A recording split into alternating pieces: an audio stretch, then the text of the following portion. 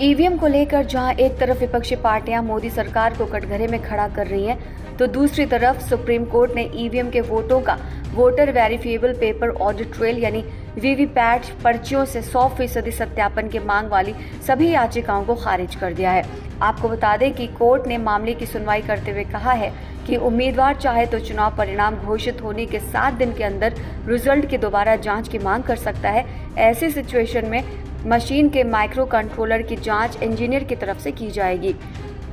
Supreme court के justice Dipankar Datta ने अलग से लिखे फैसले में कहा कि लोकतंत्र का मतलब है कि उसके सभी स्तंभों के बीच समरसता रहे और विश्वास का निर्माण करने का प्रयास करना जरूरी है। इसके लिए खुली बहस, पारदर्शिता और लगातार प्रणाली में सुधार के लिए लोकतांत्रिक प्रैक्टिस की भागीदारी जरूरी है। जस्टिस दत्ता ने कहा कि तथ्यों के आधार पर बैलेट पेपर वाले सिस्टम में लौटने का सवाल ही नहीं पैदा होता। जस्टिस दत्ता ने जस्टिस संजीव खन्ना के फैसले से सहमति जताई और अलग से फैसले में ये सारी बातें कही हैं। जस्टिस दत्ता ने कहा कि बैलेट पेपर से दोबारा मतदान पर लौटना या ईवीएम के विकल्प के तौर पर उसे लाना भारतीय नागरिकों के हितों को पूरी तरह से संरक्षित नहीं करता है।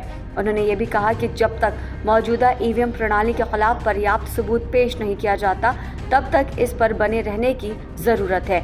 जस्टिस दत्ता ने कहा कि प्रणाली के किसी भी पहलू पर आंख बंद करना, अविश्वास करना गैर जरूरी संदेह को उत्पन्न कर सकता है और उन्नति में बाधा डाल सकता है।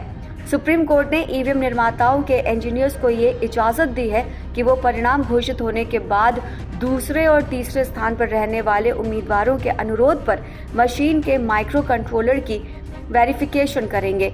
एक ईवीएम में 3 इकाइयां होती हैं, जिनमें बैलेट यूनिट, कंट्रोल यूनिट और वीवीपैट शामिल होते हैं। इन तीनों में माइक्रो कंट्रोलर लगे होते हैं।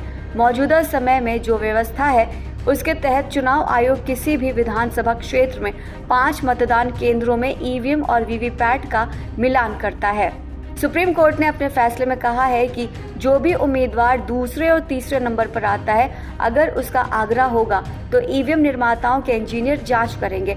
नतीजों की घोषणा के 7 दिनों के अंदर अगर दूसरे और तीसरे स्थान पर आए उम्मीदवार सत्यापन के लिए अनुरोध करते हैं तो उन्हें शुल्क जमा करना होगा। याचिकाकर्ता के पास अब क्या विकल्प होगा, ये एक बड़ा सवाल है। सुप्रीम कोर्ट के फैसले से ये साफ हो गया है कि ईवीएम और वीवीपैट का 100% मिलान नहीं होगा और ना ही बैलेट पेपर पर सिस्टम लौटेगा।